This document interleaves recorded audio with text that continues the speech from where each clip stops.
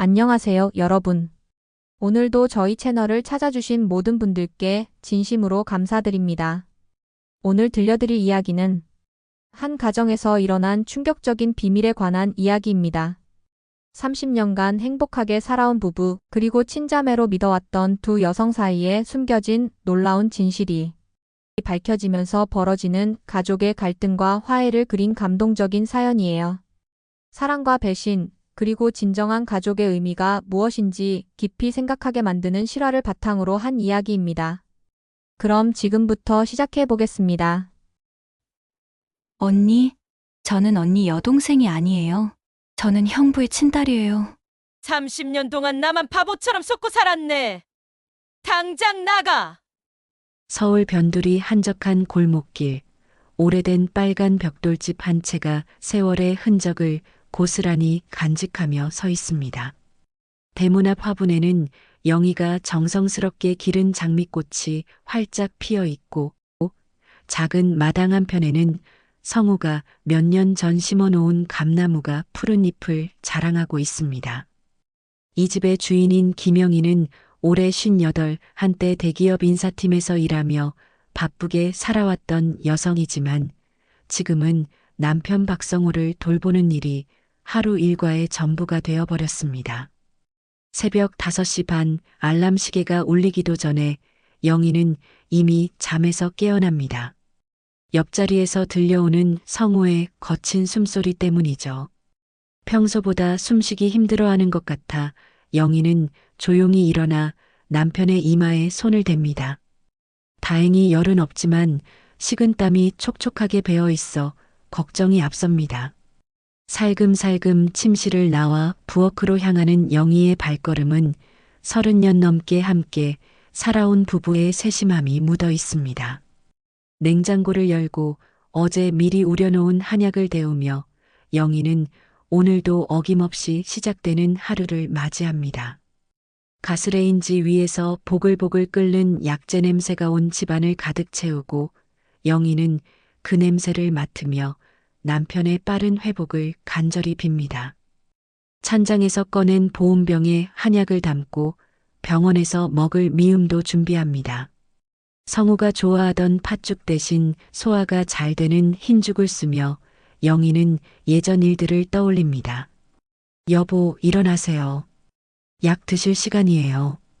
성우는 힘겹게 눈을 뜨며 아내를 바라봅니다. 한때는 새벽 5시면 벌써 일어나 동네 뒷산으로 등산을 다니던 건강한 남자였는데 지금은 침대에서 일어나는 것조차 버거워 보입니다. 영희가 등을 받쳐주며 성호를 일으켜 세우면 성호는 미안하다는 표정으로 고개를 숙입니다. 영희야, 정말 미안해. 이런 몸이 되어서 너만 고생시키고 무슨 말씀을 그렇게 하세요. 부부가 서로 돌보며 사는 게 당연한 거 아니에요. 영희는 늘 그렇듯 밝게 웃으며 대답하지만 마음 한편으론 남편의 점점 야윈 얼굴과 깊어져 가는 주름을 보며 가슴이 아픕니다. 한 숟가락씩 떠서 입에 넣어주는 한약을 성우는 쓴 표정을 지으며 삼킵니다. 이 약 먹으면 정말 나아질까? 물론이죠. 의사 선생님이 꾸준히 먹으면 분명 좋아진다고 하셨잖아요. 영희는 확신에 찬 목소리로 말하지만 사실 속으로는 불안하기만 합니다. 아침 7시 영희는 성우와 함께 간단한 아침 식사를 합니다. 성우는 죽 몇 숟가락 뜨는 것도 힘들어하지만 아내가 정성스럽게 쏜 죽을 남기고 싶지 않다며 억지로라도 끝까지 먹습니다. 맛있어요. 우리 영희가 요리 솜씨가 늘었네. 성우의 농담에 영희는 웃음을 터뜨립니다. 비록 몸은 아프지만 여전히 아내를 위해 유머를 잃지 않으려는 남편의 모습이 고맙기도 하고 안쓰럽기도 합니다. 오전 9시 영희는 첫 번째 병문안을 위해 집을 나섭니다. 현관에서 신발을 신으며 거울을 보니 며칠 새 자신도 많이 야위어 보입니다. 남편 간병하느라 제대로 먹지도 못하고 잠도 설치다 보니 볼이 푹 들어가고 눈가에 다크서클이 짙어졌습니다. 하지만 영희는 거울 속 자신에게 억지로라도 미소를 지어 보입니다. 오늘도 힘내자. 성호 씨가 기운 내려면 내가 먼저 밝아야지. 지하철을 타고 새 정거장을 가는 동안 영희는 창밖을 바라보며 생각에 잠깁니다. 지난 30년 동안 성호와 함께 쌓아온 추억들이 파노라마처럼 스쳐 지나갑니다. 회사 동료로 만나 첫 데이트를 했던 한강공원, 프로포즈를 받았던 남산타워, 신혼집을 구하러 다니며 이곳저곳 발품을 팔던 날들까지. 그때는 이렇게 힘든 시간이 올 줄 상상도 못했는데 인생이란 정말 예측 불가능하다는 생각이 듭니다. 병원 로비에 들어서면 특유의 소독약 냄새가 코끝을 자극합니다. 처음에는 이 냄새가 너무 싫었는데 이제는 익숙해져서 오히려 안정감을 주기도 합니다. 엘리베이터를 타고 성우가 입원해 있는 8층으로 올라가는 동안 영희는 오늘은 남편의 컨디션이 좀 나아졌기를 바라며 간절히 기도합니다. 성우 씨, 부인께서 오셨어요. 간호사가 친근하게 인사합니다. 석 달째 매일 병문안을 오다 보니 간병인들과 간호사들이 모두 영희를 알아봅니다. 네, 감사합니다. 밤새 어떠셨어요? 어젯밤에 좀 힘들어 하시더니 새벽에는 잠깐 주무셨어요. 간호사의 대답에 영희의 마음이 무거워집니다. 역시나 밤에 잠을 제대로 못 잤구나 싶어서요. 병실 문을 열고 들어가니 성우가 침대에 반쯤 기대어 창밖을 바라보고 있습니다. 예전 같았으면 영희가 오는 시간을 기다리며 문가에 서 있었을 텐데 지금은 그럴 기력도 없어 보입니다. 여보 왔어요. 영희야, 고생이 많아. 성우는 억지로 미소를 지으며 아내를 맞이하지만 목소리에 기운이 없어 영희의 마음을 더욱 아프게 합니다. 침상 옆 의자에 앉아 도시락을 꺼내며 영희는 집안 소식들을 남편에게 들려줍니다. 미정이가 어제 또 집에 왔었어요. 언니 걱정된다고 하면서 김치도 새로 담가놓고 반찬도 많이 해놨더라고요. 정말 고마운 동생이에요. 성우는 고개를 끄덕이며 대답합니다. 미정이한테도 미안하네. 처제가 처남 신세까지 지고 뭘 그런 말씀을 해요. 가족끼리 서로 돕는 게 당연한 거죠. 영희가 준비해온 미음을 한 숟가락씩 떠서 남편에게 먹여줍니다.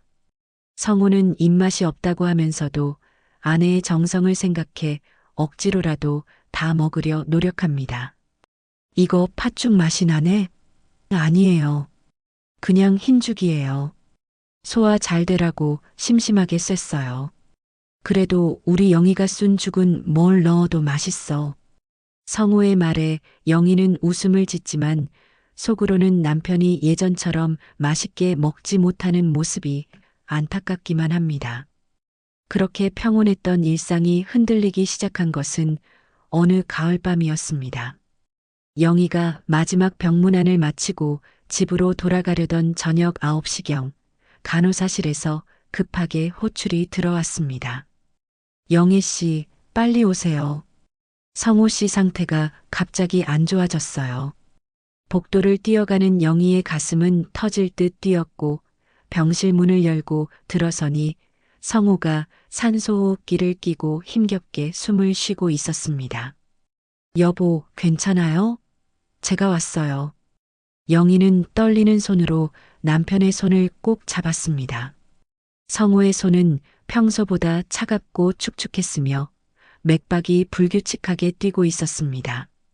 의사가 병실로 들어와 영희에게 상황을 설명했습니다. 혈압이 갑자기 떨어지고 호흡이 불안정해졌어요. 오늘 밤은 지켜봐야 할 것 같습니다. 영희는 고개를 끄덕이며 의사의 말을 들었지만 마음 한편으로는 불길한 예감이 스쳐 지나갔습니다. 밤이 깊어갈수록 성호의 상태는 더욱 불안해졌습니다. 산소호흡기의 기계음이 병실 안을 가득 채우고 심전도 모니터의 삐삐 소리가 영희의 심장 박동과 함께 불규칙하게 울렸습니다. 영희는 침상 옆 의자에 앉아 남편의 손을 놓지 않고 밤을 지새웠습니다.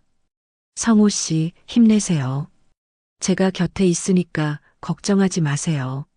하지만 성호는 의식이 흐릿해진 상태로 간간히 신음소리만 내뱉을 뿐이었습니다.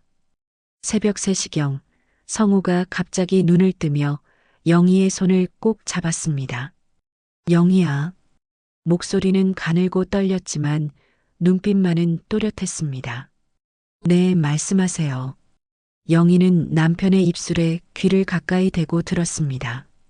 미정이, 잘 부탁해. 성호의 말은 거기서 끊어졌고 다시 의식을 잃은 듯 눈을 감았습니다. 영희는 그 말이 이상하게 느껴졌지만 급한 상황이라 깊이 생각할 여유가 없었습니다. 간호사가 들어와 성호의 상태를 확인하고 링거를 교체했습니다. 부인, 조금 쉬세요. 제가 지켜볼게요. 괜찮아요. 제가 계속 있을게요. 영희는 자리를 뜨지 않고 남편을 지켜보았습니다. 창밖으로는 서서히 동이 트기 시작했고 병실 안으로 희미한 아침 햇살이 스며들었습니다.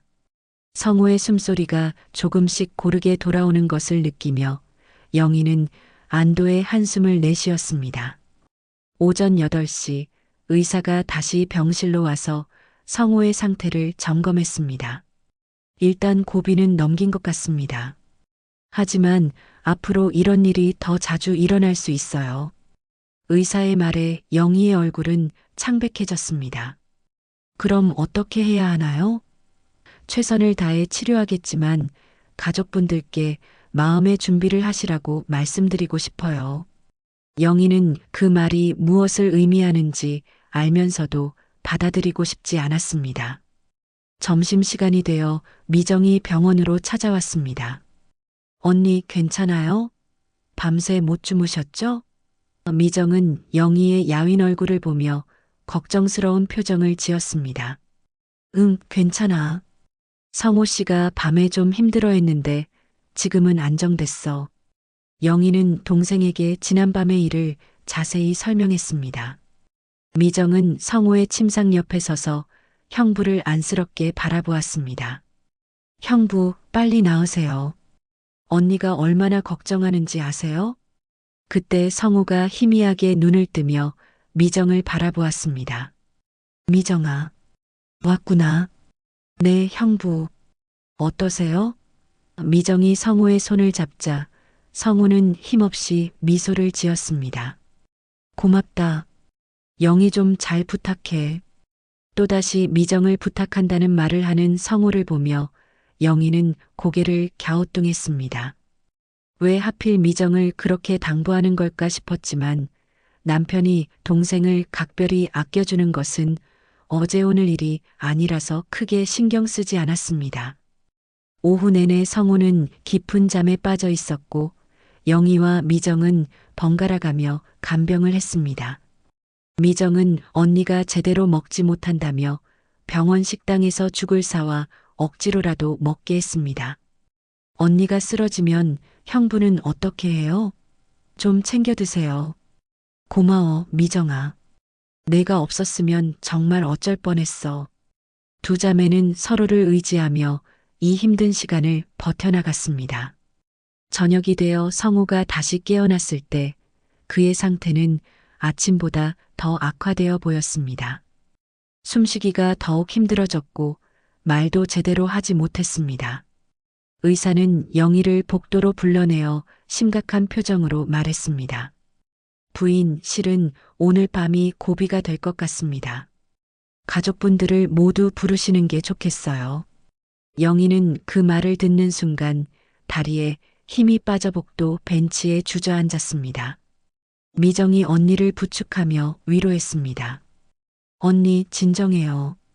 형부는 강한 분이잖아요. 이번에도 이겨낼 거예요. 하지만 영희는 남편이 새벽에 했던 말이 계속 머릿속을 맴돌았습니다. 미정이 잘 부탁해라는 말의 진짜 의미가 무엇인지 궁금했지만 지금은 그런 것보다 남편의 생명이 더 중요했습니다. 밤이 깊어가면서 성호의 호흡은 점점 더 불규칙해졌습니다.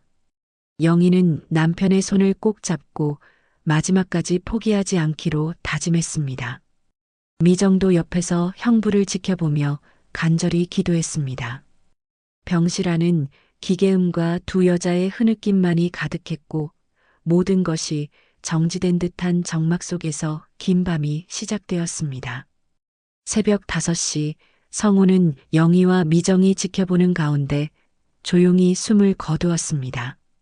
마지막 순간까지 두 사람의 손을 꼭 잡고 있던 성호의 얼굴은 고통에서 벗어난 듯 평온해 보였습니다. 여보, 영희의 목소리는 떨렸고 미정은 언니의 어깨를 감싸며 함께 눈물을 흘렸습니다. 30년 넘게 함께한 동반자를 잃은 영희의 마음은 텅 빈 것 같았고 앞으로 어떻게 살아가야 할지 막막하기만 했습니다. 장례식은 성호가 다니던 회사 장례식장에서 치러졌습니다. 영희의 딸이 부산에서 급히 올라왔고 친척들과 회사 동료들이 조문을 왔습니다. 영희는 상주로서 조문객들을 맞이하며 예의를 지켰지만 정신이 온전하지 않았습니다. 미정은 언니 곁에서 조문객 응대를 도와주며 장례 준비에 발벗고 나섰습니다. 언니, 제가 다 처리할게요. 너무 무리하지 마세요. 미정의 배려 덕분에 영희는 그나마 장례를 무사히 치를 수 있었습니다. 장례식 사흘째 되는 날 오후 한 남자가 장례식장으로 찾아왔습니다. 정장 차림의 서류 가방을 든 그는 자신을 변호사라고 소개했습니다. 실례합니다. 저는 김앤파트너스 법무법인의 김진수 변호사입니다. 고인께서 생전에 의뢰하신 유언장 관련 업무로 찾아왔습니다. 영희는 처음 듣는 얘기라 당황했습니다. 유언장이요? 저희 남편이 언제 그런 걸 작성했다는 거죠? 지난달에 직접 저희 사무실에 오셔서 작성하셨습니다. 변호사는 서류 가방에서 봉인된 유언장을 꺼내 보여주었습니다. 장례식이 끝나면 정식으로 개봉해서 내용을 확인해야 합니다. 상속 관련 절차를 진행해야 하거든요.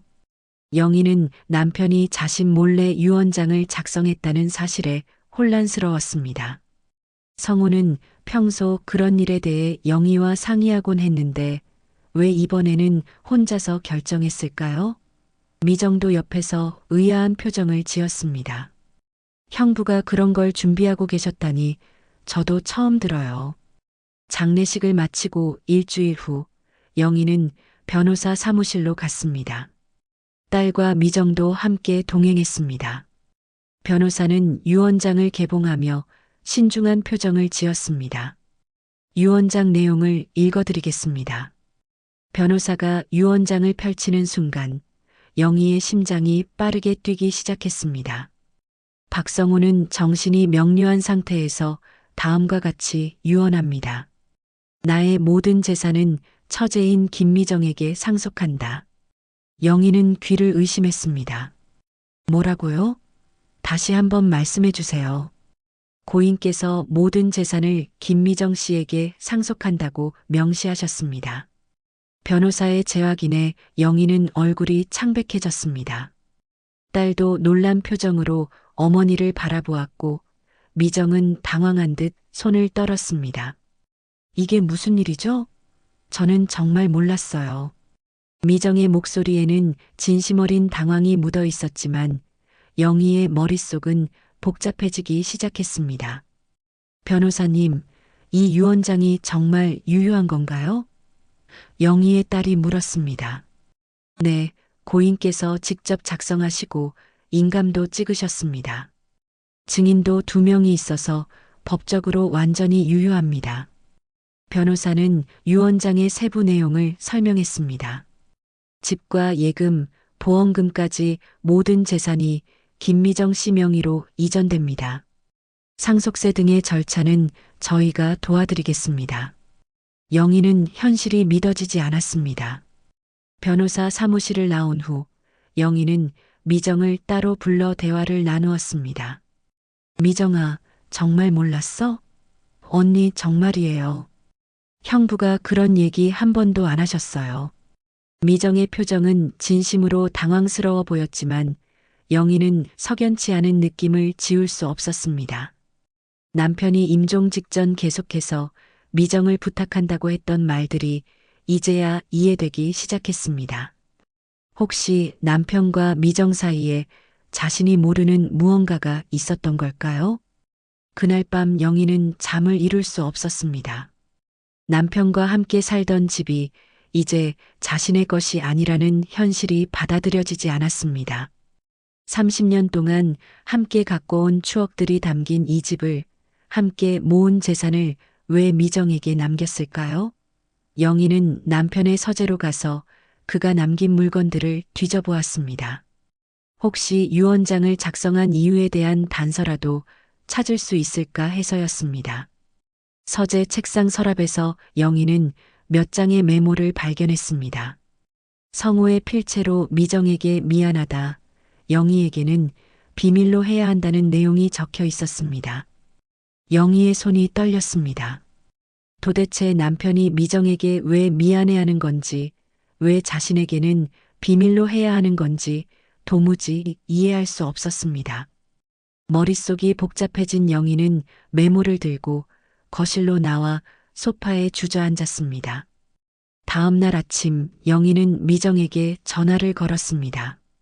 미정아, 잠시 만날 수 있을까? 얘기할 게 있어. 네, 언니. 언니 집으로 갈게요. 1시간 후 미정이 집에 도착했을 때 영희는 어젯밤 찾은 메모를 보여주었습니다. 이게 뭘까? 성우 씨가 너한테 왜 미안하다고 한 거야? 미정은 메모를 보더니 얼굴이 하얗게 변했습니다. 언니, 저도 모르겠어요. 정말로. 미정아, 솔직히 말해줘. 너랑 성우 씨 사이에 뭔가 있었던 거 아니야? 영희의 목소리에는 의심이 담겨 있었습니다. 언니, 그런 게 아니에요. 저는 정말 형부를 형부로만 생각했어요. 미정은 눈물을 흘리며 부인했지만 영희의 마음속에는 의혹의 씨앗이 자라나기 시작했습니다. 30년 넘게 믿어왔던 남편과 여동생에 대한 신뢰가 흔들리기 시작한 것입니다. 그럼 유언장은 어떻게 할 거야? 법적으로는 내 거니까 내가 결정해야지. 영희의 말에 미정은 고개를 저었습니다. 언니, 저는 그런 거 원하지 않아요. 언니가 가지세요. 하지만 성우 씨가 너한테 주겠다고 한 건데. 두 자매는 서로를 바라보며 복잡한 감정에 휩싸였습니다. 한때 그렇게 돈독했던 자매 관계에 처음으로 균열이 생기기 시작했습니다. 미정이 집을 떠난 후 영희는 홀로 거실에 앉아 남편의 메모를 다시 읽어보았습니다. 미정에게 미안하다는 문장이 계속 머릿속을 맴돌았습니다. 도대체 무엇 때문에 미안해하는 건지, 왜 자신에게는 말하지 않았는지 의문이 꼬리에 꼬리를 물었습니다. 영희는 성호의 서재로 다시 들어가 더 자세히 뒤져보기 시작했습니다. 책장 뒤편, 오래된 상자 안에서 또 다른 편지 봉투를 발견했습니다. 봉투 안에는 성호가 직접 쓴 편지가 들어 있었습니다. 영희의 손이 떨리며 편지를 펼쳤습니다. 영희야, 이 편지를 읽고 있다면 나는 이미 세상을 떠났을 것이다. 미정이에 대한 진실을 말하지 못해 미안하다. 하지만 지금도 어떻게 설명해야 할지 모르겠다. 미정이를 잘 부탁한다. 그 아이는 우리가 생각하는 것보다 더 소중한 존재다. 편지 내용은 거기서 끝났고 여전히 구체적인 설명은 없었습니다. 영희는 편지를 읽고 또 읽었지만 남편의 진심을 이해할 수 없었습니다. 우리가 생각하는 것보다 더 소중한 존재라는 표현이 특히 의문스러웠습니다. 미정은 분명 영희의 여동생인데 왜 남편이 그렇게 특별하게 여겼을까요? 영희는 결국 변호사에게 전화를 걸어 유언장을 다시 보고 싶다고 했습니다. 혹시 제가 놓친 부분이 있을까 봐서요. 이틀 후 변호사 사무실에서 영희는 유 원장을 다시 자세히 살펴보았습니다. 변호사가 유 원장 뒷면을 보여주며 말했습니다. 여기 고인께서 직접 쓰신 추가 메시지가 있습니다. 영희는 눈을 크게 뜨고 그 부분을 읽었습니다. 미정아, 너는 나의 모든 것을 이어받을 자격이 있다. 이제야 내가 너에게 해줄 수 있는 마지막 일이다. 영희는 그 문장을 읽는 순간 가슴이 철렁 내려앉았습니다. 변호사님, 이어받을 자격이 있다는 게 무슨 뜻일까요? 글쎄요, 고인께서만 아실 일이죠. 아마도 평소에 미정 씨를 각별히 아꼈던 모양입니다. 변호사의 대답은 영희의 궁금증을 해결해 주지 못했습니다. 오히려 더 큰 의욕만 키웠습니다. 영희는 집으로 돌아가는 길에 계속 그 문장을 되뇌었습니다. 이어받을 자격, 도대체 무슨 자격을 말하는 걸까요? 집에 도착한 영희는 이웃집 박 아주머니와 마주쳤습니다. 박 아주머니는 성호의 장례식에도 참석했던 오랜 이웃이었습니다. 영희 씨, 많이 힘드시죠? 그런데 유 원장 얘기 들었는데 정말 놀랐어요. 네, 저도 예상 못했던 일이라. 그런데 말이에요. 몇 달 전에 성호 씨가 미정 씨랑 자주 만나시더라고요. 병원에서도 그렇고 여기 집에서도 그렇고. 박 아주머니의 말에 영희는 귀를 기울였습니다. 자주 만났다고요? 네, 영애 씨가 병원에 안 계실 때 미정 씨가 혼자 와서 성호 씨랑 얘기하는 걸 몇 번 봤어요. 그때는 그냥 처남처제가 가까운가 보다 했는데 박 아주머니의 말은 영희에게 충격이었습니다. 자신이 모르는 사이에 남편과 미정이 따로 만났다는 것입니다. 왜 자신에게는 말하지 않았을까요? 무슨 얘기를 그렇게 비밀스럽게 나눈 걸까요? 그날 밤 영희는 미정에게 전화를 걸었습니다. 미정아, 솔직히 말해줘. 너 성호 씨랑 따로 만난 적 있지? 전화 너머로 미정의 당황하는 소리가 들렸습니다. 언니, 그게 박 아주머니가 봤다고 하더라. 내가 없을 때 너 혼자 와서 성호 씨랑 얘기하는 걸. 한참의 침묵 후 미정이 대답했습니다. 언니, 그건 형부가 부탁하신 일이 있어서. 무슨 부탁? 그냥 언니 얘기였어요.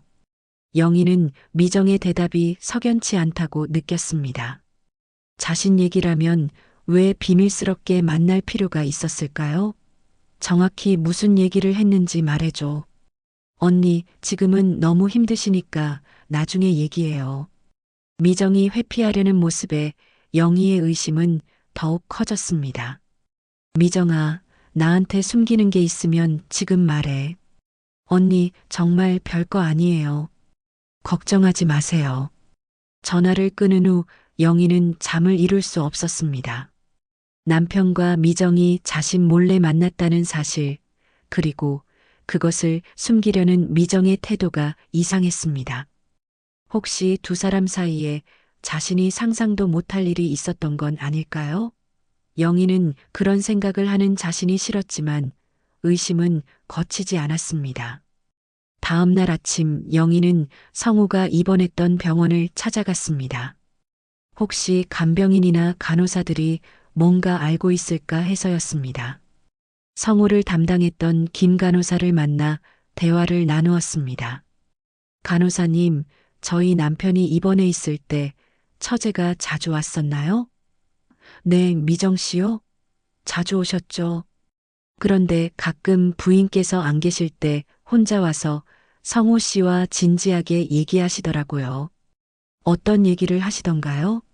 자세히는 모르겠지만 두 분이 손을 꼭 잡고 얘기하시는 걸 봤어요. 미정 씨가 울기도 하시고. 김 간호사의 말에 영희는 충격을 받았습니다. 손을 잡고 얘기한다는 것, 미정이 울었다는 것, 모든 게 이상했습니다. 혹시 무슨 얘기인지 들으신 적 있나요? 글쎄요, 한 번은 성호 씨가 미안하다.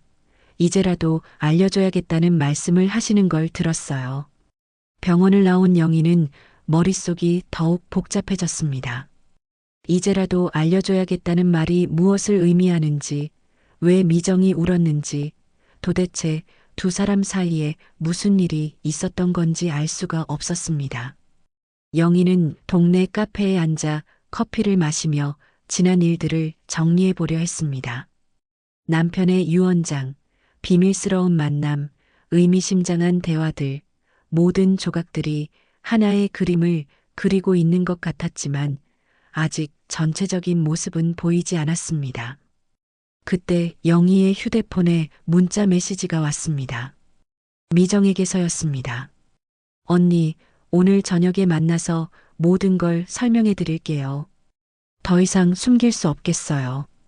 영희는 그 문자를 보며 가슴이 두근거렸습니다.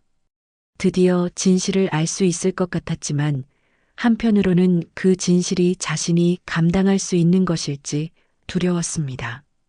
저녁 7시 영희는 미정을 집으로 불렀습니다. 오후 내내 미정의 문자 메시지를 생각하며 온갖 추측에 시달렸던 영희는 진실이 무엇이든 받아들일 준비를 하고 있었습니다. 미정이 현관문을 열고 들어올 때 평소와 달리 얼굴이 창백하고 눈이 부서 있었습니다. 밤새 잠을 설치며 고민했던 흔적이 역력했습니다. 미정아, 앉아. 영희는 거실 소파를 가리키며 침착한 목소리로 말했습니다.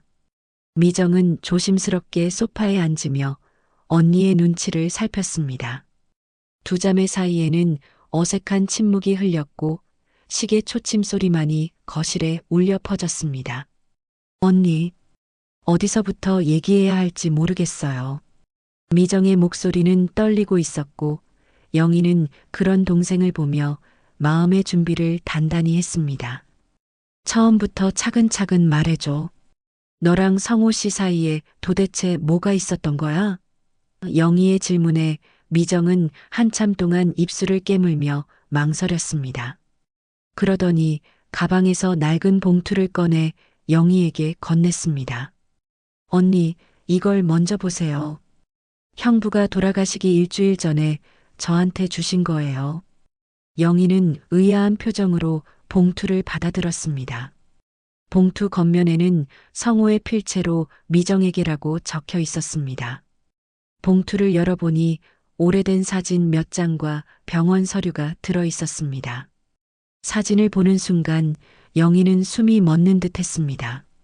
젊은 시절의 성호가 어떤 여자와 함께 찍은 사진이었는데 그 여자는 영희가 알고 있는 미정의 어머니, 즉 자신의 어머니와는 전혀 다른 사람이었습니다.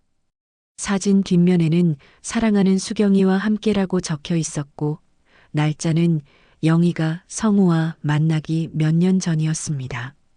이게 뭔가요? 영희는 떨리는 목소리로 물었습니다. 미정은 눈물을 글썽이며 대답했습니다. 언니, 저는 언니 여동생이 아니에요. 그 말은 영희에게 청천벽력 같은 충격이었습니다. 무슨 소리야?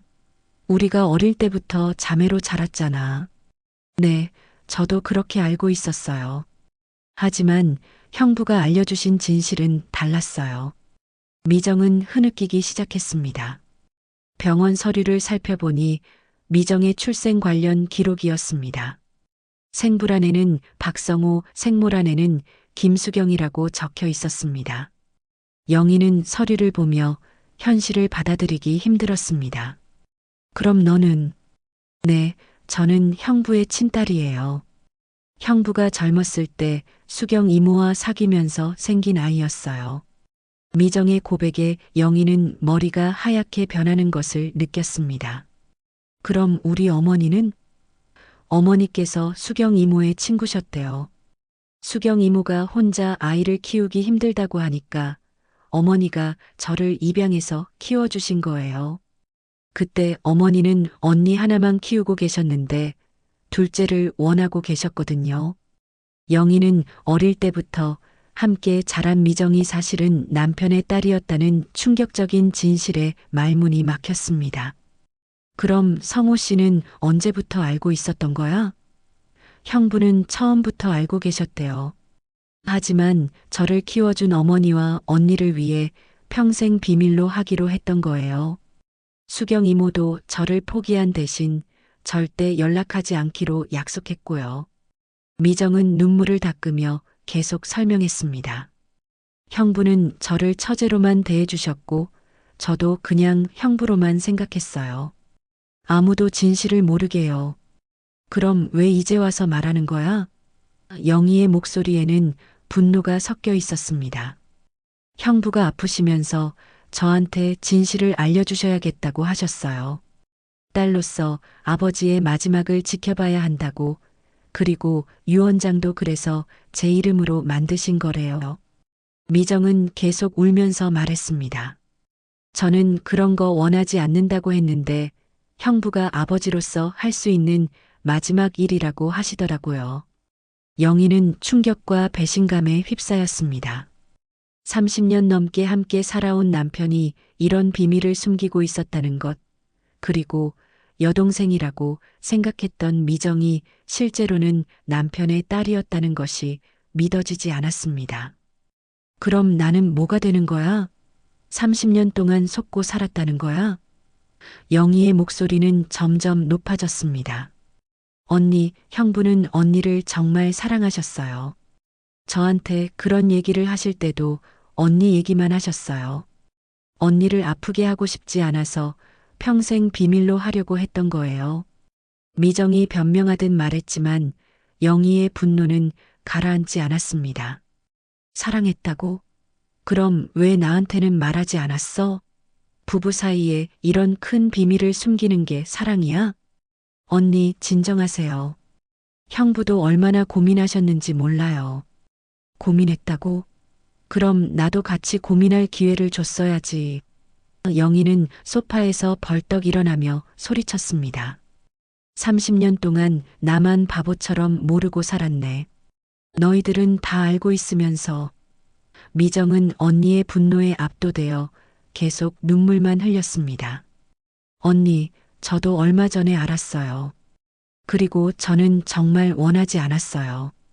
그냥 언니 동생으로 계속 살고 싶었어요. 그런데 왜 유원장은 받아들인 거야? 거부할 수도 있었잖아. 형부가 딸로서 받아들여 달라고 아버지의 마지막 부탁이라고 하시더라고요.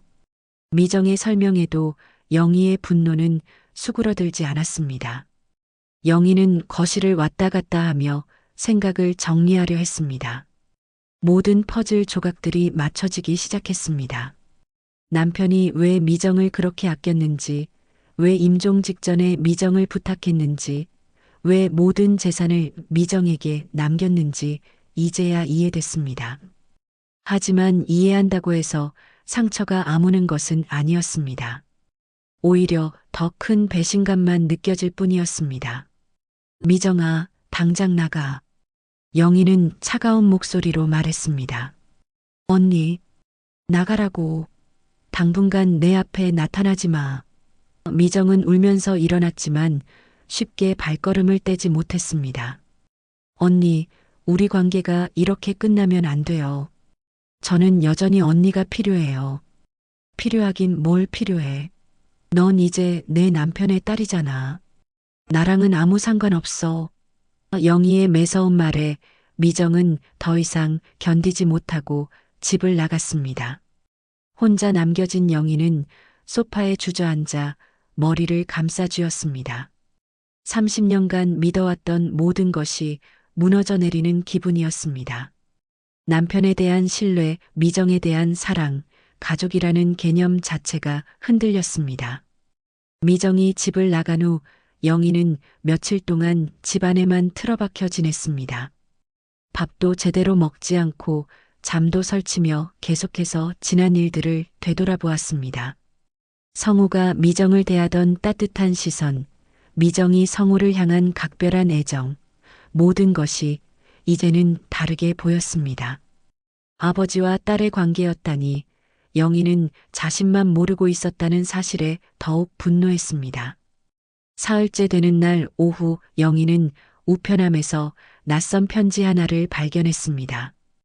발신인은 성모병원 산부인과 간호사 이정숙이라고 적혀 있었습니다. 영희는 그 이름이 낯설었지만 호기심에 편지를 뜯어보았습니다. 편지 첫 줄부터 영희의 시선을 사로잡았습니다. 고 박성호 씨의 부인께서 진실을 알 권리가 있다고 생각하여 이렇게 편지를 씁니다. 간호사의 편지에는 놀라운 내용이 담겨 있었습니다. 저는 25년 전 성모병원 산부인과에서 근무했던 간호사입니다.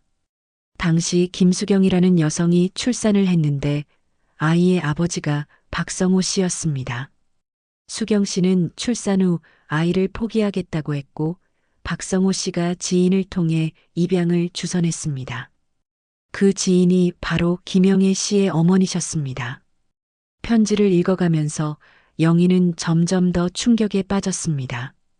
박성호 씨는 당시 김영애 씨와 교제 중이셨는데 과거 연인이었던 수경 씨가 임신 사실을 알려주면서 큰 고민에 빠지셨습니다. 하지만 수경 씨는 결혼할 의향이 없다고 했고 아이만 낳아주겠다고 했습니다. 박성호 씨는 책임감을 느끼셨지만 김영애 씨와의 미래를 포기할 수는 없어서 매우 괴로워하셨습니다.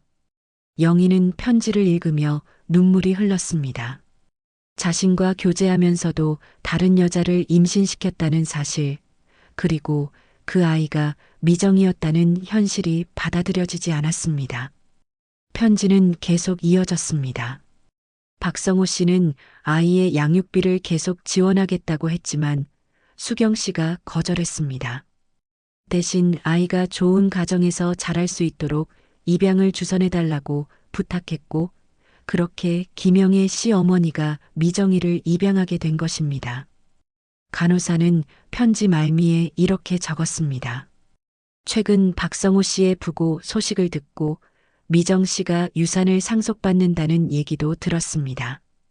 김영애 씨께서 진실을 모르신다면 알려드려야 한다고 생각했습니다. 또한 병원에 보관된 당시 기록들도 있으니 필요하시면 연락 주시기 바랍니다. 편지와 함께 간호사의 연락처가 적힌 명함도 들어 있었습니다. 영희는 편지를 손에 쥔 채 한참 동안 넋을 잃고 앉아 있었습니다.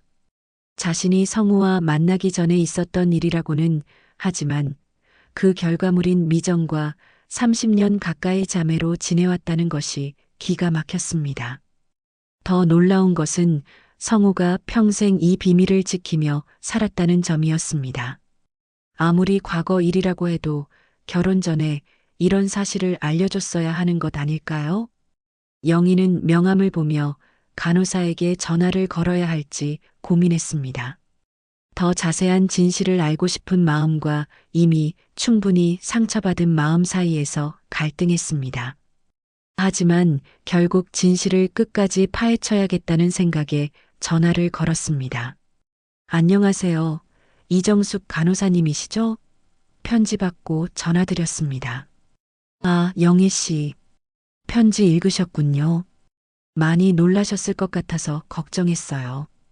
이정숙의 목소리는 따뜻했지만 조심스러웠습니다. 좀 더 자세한 얘기를 들을 수 있을까요? 네, 시간 되실 때 병원으로 오시면 당시 기록들도 보여드릴 수 있어요. 다만 이런 일들이 영희 씨를 더 아프게 할까봐 걱정되네요. 이틀 후 영희는 성모병원을 찾아갔습니다. 이정숙 간호사는 현재 간호과장으로 승진해 있었고 영희를 따뜻하게 맞이했습니다. 영희 씨 와주셔서 고마워요. 사실 박성호 씨 부고를 보고 많은 생각이 들었어요. 간호사는 영희를 상담실로 안내하며 오래된 파일을 꺼내 보여주었습니다. 파일 안에는 수경의 진료 기록과 출산 관련 서류들이 정리되어 있었습니다. 수경 씨는 당시 24살이었고 박성호 씨보다 2살 어렸어요. 미혼모로 아이를 낳는 것이 지금보다 훨씬 어려운 시절이었죠. 이정숙은 차근차근 설명했습니다. 수경 씨는 처음에는 아이를 키우려고 했는데 경제적 여건이 안 돼서 입양을 결정했어요. 그럼 성우가 어떤 역할을 했나요? 박성호 씨는 책임감을 느끼셨던 것 같아요. 수경 씨와 몇 번 병원에 함께 오셔서 상담을 받으셨거든요. 아이를 좋은 가정에 보내고 싶어 하시더라고요. 영희는 그때 성호의 마음이 어땠을지 상상해 보며 복잡한 감정에 휩싸였습니다. 자신과의 미래를 생각하면서도 다른 여자가 낳은 자신의 아이를 걱정했을 성호의 심정 말입니다. 그래서 영희 씨 어머니께 부탁하게 된 건가요? 네, 박성호 씨가 김영애 씨 어머니께 사정을 말씀드렸고 어머니께서 흔쾌히 받아주셨어요. 당시 영애 씨 어머니는 둘째 아이를 원하고 계셨거든요. 이정숙의 설명을 듣고 영희는 어머니가 이 모든 사실을 알고 계셨다는 것을 깨달았습니다. 그럼 저희 어머니도 처음부터 아셨다는 건가요? 네, 어머니께서는 모든 사실을 아시고 미정이를 입양하셨어요. 그리고 평생 비밀로 하겠다고 약속하셨죠. 영희는 돌아가신 어머니까지 이 비밀을 함께 지켰다는 사실에 더욱 놀랐습니다. 자신만 모르고 있었던 것입니다. 수경이라는 분은 어떻게 됐나요? 출산 후 연락이 끊어졌어요. 아마 새로운 삶을 시작하신 것 같아요. 박성호 씨도 더 이상 연락하지 않겠다고 하셨고요. 영희는 미정의 친어머니에 대해서도 궁금했지만 이미 과거의 일이 되어버린 상황이었습니다. 병원을 나오며 영희는 모든 진실의 조각들이 맞춰지는 것을 느꼈습니다. 성호가 왜 미정을 그렇게 아꼈는지, 왜 유언장에 모든 재산을 남겼는지 모든 것이 명확해졌습니다. 하지만 이해한다고 해서 상처가 치유되는 것은 아니었습니다.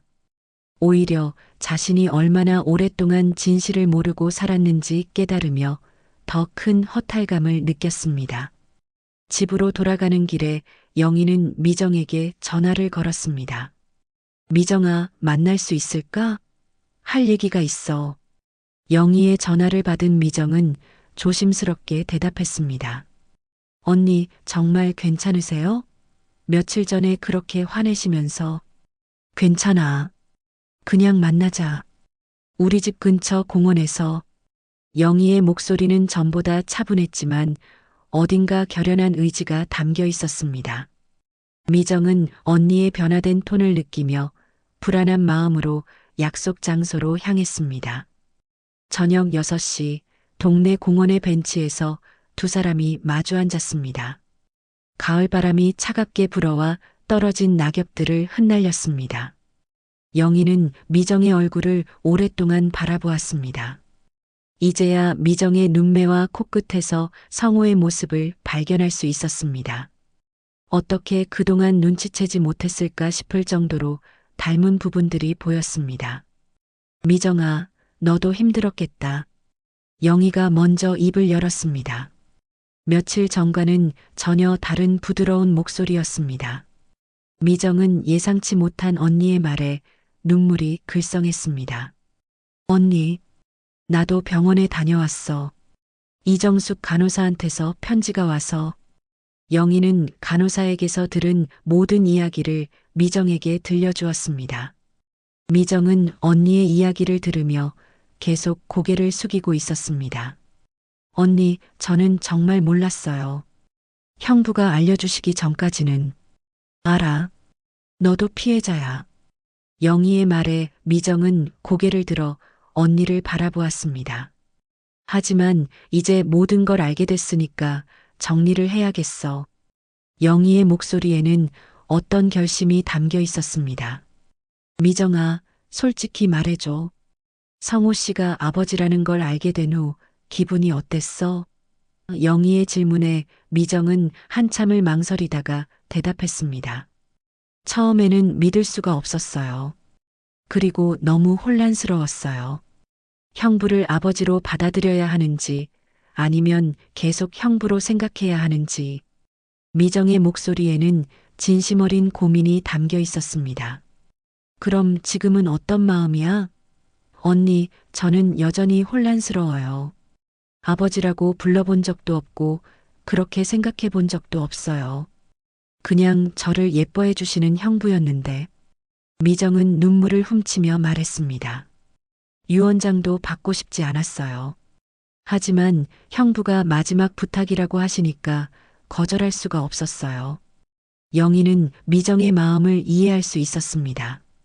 갑자기 아버지를 얻었지만 그 아버지는 이미 세상을 떠났고 평생 자매로 여겼던 언니와의 관계도 어색해진 미정의 심정이 어떨지 충분히 상상할 수 있었습니다.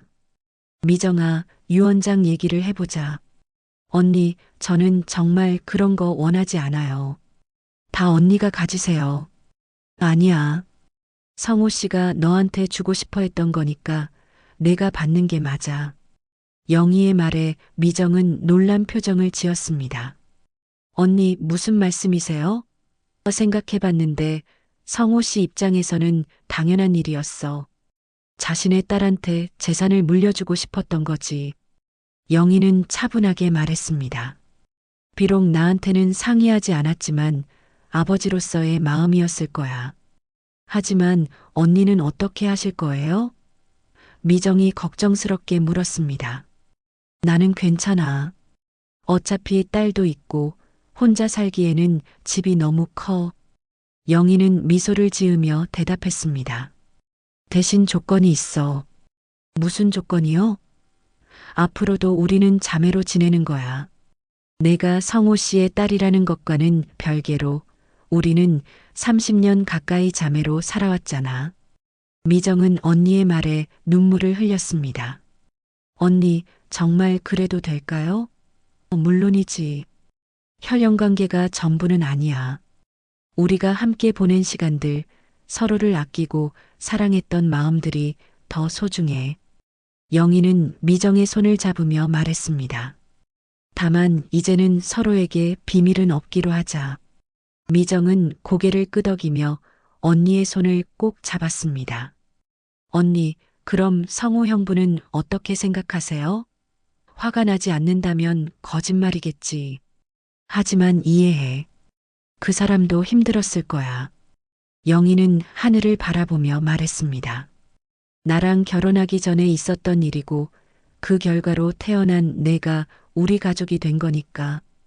어떻게 보면 운명이었던 것 같아. 형부가 정말 언니를 사랑하셨어요.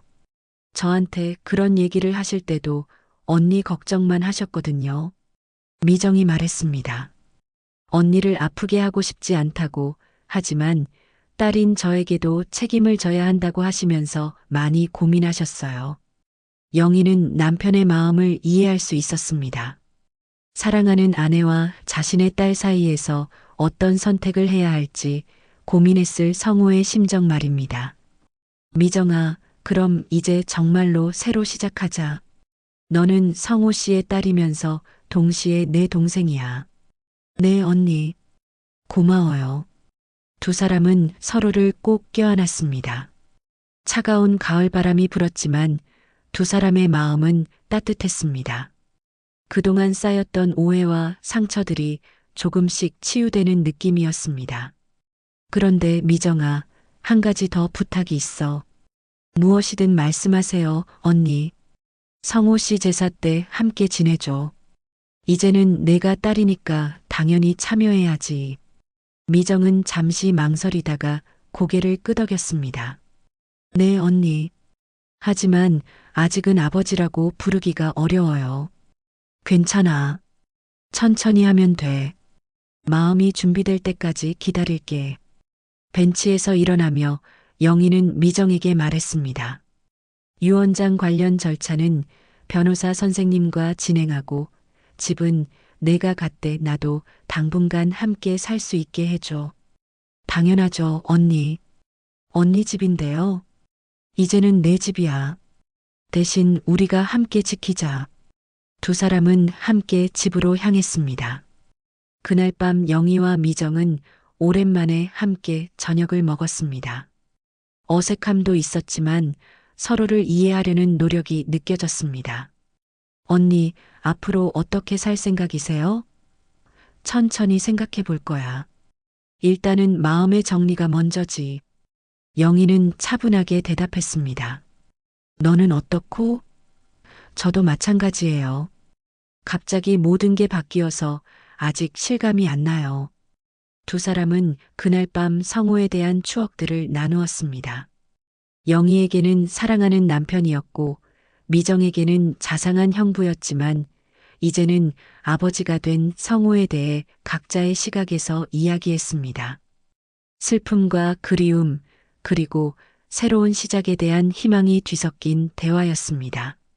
유언장 절차가 완료되고 석 달이 지난 봄날, 영희와 미정은 성호의 첫 번째 기일을 맞이했습니다. 미정은 법적으로 모든 재산을 상속받았지만 영희와의 약속대로 집의 절반 지분을 다시 영희 명의로 돌려주었습니다. 두 사람은 이제 진짜 가족이 되어 함께 그 집에서 살고 있었습니다. 처음에는 서로 눈치를 보며 조심스럽게 지냈지만 시간이 지나면서 서로에게 없어서는 안 될 존재가 되어갔습니다. 아침마다 영희가 일어나 커피를 내리면 미정이 토스트를 굽고 저녁에는 둘이 번갈아 가며 요리를 하는 일상이 자연스럽게 자리 잡았습니다. 예전에는 성호가 있었던 자리가 공허하게 느껴졌지만 이제는 미정이 그 빈자리를 다른 방식으로 채워주고 있었습니다. 두 사람만의 새로운 가족 형태가 만들어지고 있었습니다. 언니, 제사 준비 다 됐어요? 미정이 부엌에서 제수용품을 정리하며 물었습니다. 성우가 좋아했던 나물들과 전, 그리고 특별히 그가 즐겨 마시던 아메리카노까지 정성스럽게 준비했습니다. 응, 성호 씨가 좋아하던 음식들로 다 준비했어. 특히 너가 만든 깻잎전은 성호 씨가 정말 좋아했거든. 영희는 성호의 영정사진을 조심스럽게 닦으며 대답했습니다. 1년 전만 해도 상상할 수 없었던 일이었습니다.